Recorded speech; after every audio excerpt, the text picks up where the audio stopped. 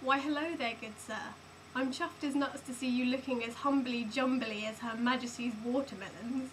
I remember my days at Oxford. We'd often dabble in the rumpy-pumpy before the ding-bang-a-ling, a fresh todger, ha-ha. We really knew how to sack the old throbbing wobbly on a saucy twat crumpet.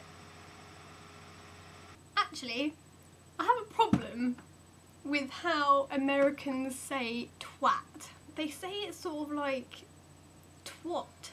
And I'm just like, no. It's not how you say it. Clearly, from a British person's point of view, no, okay? It's not like you can't not say it as well. Like, it's not like it's difficult. Like, you can't really say wanker without you sounding a bit weird.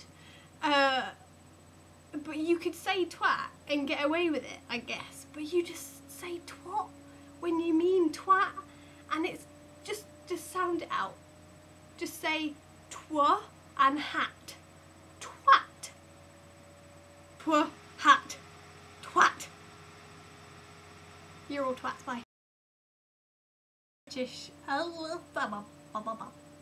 Blah blah blah.